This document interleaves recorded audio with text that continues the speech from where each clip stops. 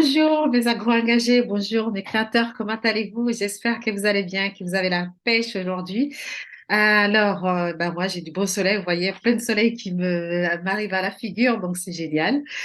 Je voulais vous parler aujourd'hui d'un sujet. Alors, on est toujours dans le thème exploration, parce que comme je vous ai dit, au mois de janvier, nous allons parler de l'exploration. Aussi en prenant l'exemple de tout mon parcours durant ces 18 dernières années, 20 dernières années, voilà. Aujourd'hui, je voulais vous parler d'un sujet que beaucoup ne prend pas vraiment conscience de que ça va jouer un grand rôle dans leur activité et dans leur choix du futur, en fait.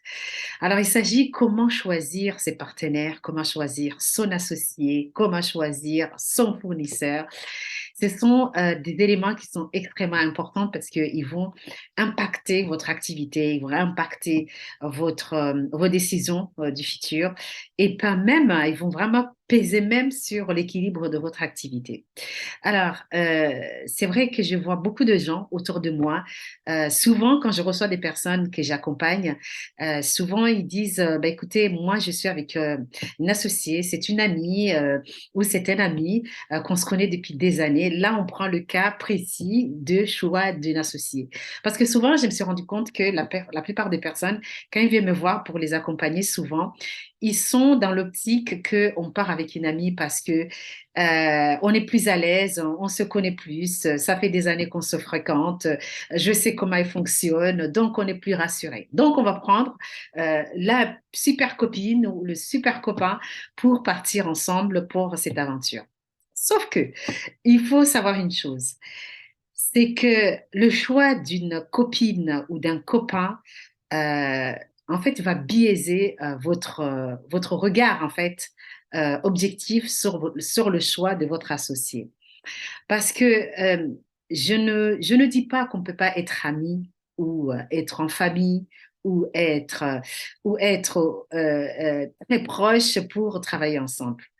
Je pense que quand on se prévoit pour être vraiment un futur entrepreneur, il faut vraiment mettre les choses beaucoup plus objectives, regarder les choses tout en objectivité sur le fait que quelle est euh, la chose, qu'est-ce qui m'attire vers mon ami? Qu'est-ce qui peut apporter concrètement dans cette activité? C'est quoi exactement que cette personne va, et ça se dit mutuellement en tout cas, quelle est la part de chacun qui va apporter? Ce n'est pas qu'une question d'argent, parce qu'encore une fois, je dis souvent que le choix d'une associée ou un associé, c'est un peu comme le choix du compagnon de vie, hein, pour, euh, pour se marier ou pour se fiancer ou pour se paxer, c'est quand même une décision assez importante parce que vous allez passer dans plusieurs phases dans votre vie. Il y aura des hauts et des bas, des moments difficiles et il faut être vraiment même à l'aise et être objectif dans ce choix. Parce que vous savez, dans l'entrepreneuriat, comme on dit, l'entrepreneuriat, quel que soit le type d'entrepreneuriat, vous allez vivre énormément de choses. Vous allez vivre plusieurs étapes. Vous allez passer dans plusieurs étapes. Et cette personne-là doit être capable de combler. Par exemple, je vous donne l'exemple tout simple. Demain, vous mettez avec votre associé, vous mettez ensemble.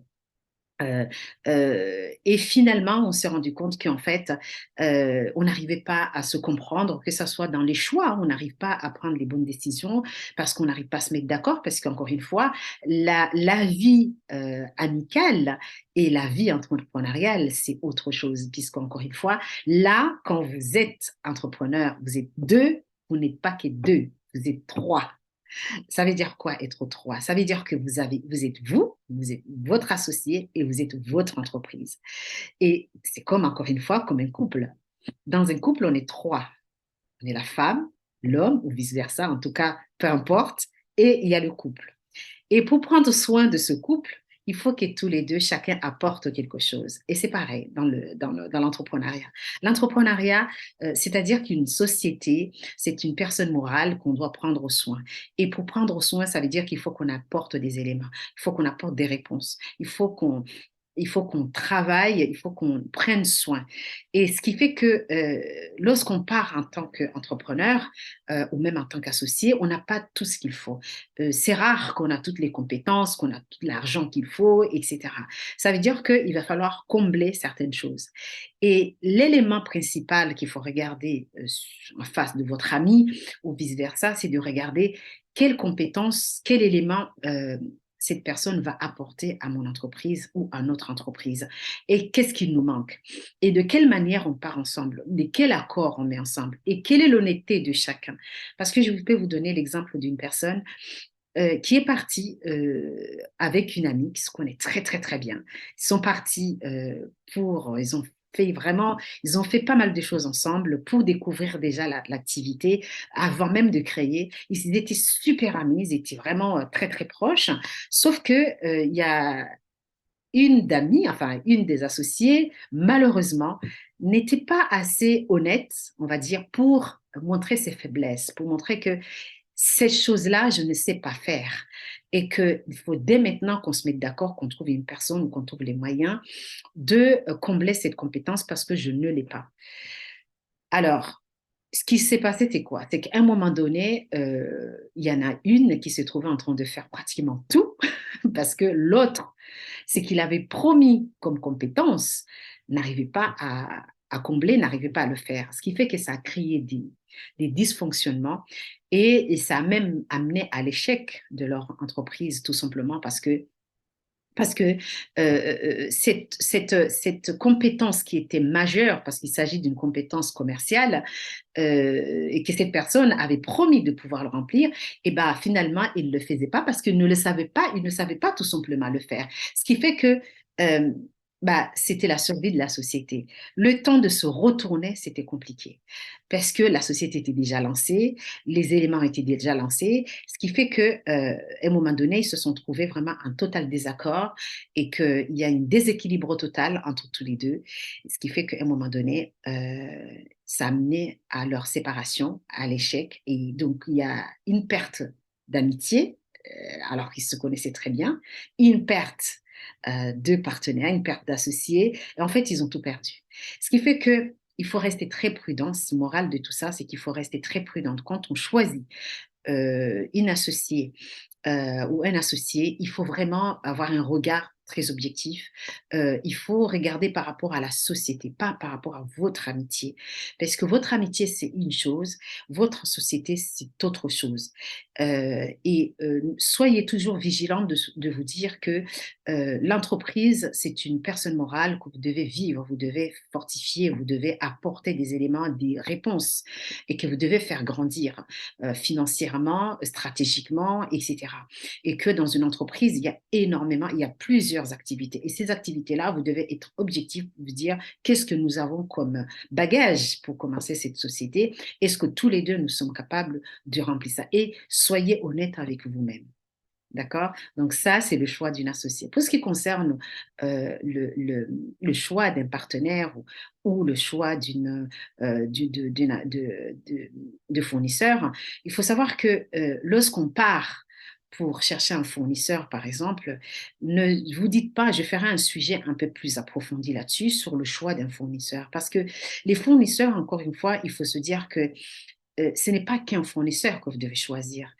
C'est au moins, c'est un peu comme quand vous faites votre étude de marché. L'étude de marché, vous allez regarder, vous allez faire une analyse de la concurrence et vous n'allez pas analyser juste une société. Vous allez analyser au moins quatre ou cinq entreprises qui sont concurrents pour voir un petit peu de quelle manière vous pouvez vous positionner. Et bien, le fournisseur, c'est un peu la même chose en fait. Vous ne pouvez pas choisir un fournisseur parce que choisir un seul fournisseur, c'est quelque chose de dangereux parce que vous vous basez sur ce qu'il va vous fournir pour pouvoir satisfaire vos clients. Et ce qui fait qu'il est important de choisir au moins trois ou quatre fournisseurs, d'autant plus que vous êtes dans la comparaison de prix, vous êtes dans la comparaison de qualité, vous êtes dans la comparaison de valeur, etc. Donc, vous ne pouvez pas prendre juste un fournisseur.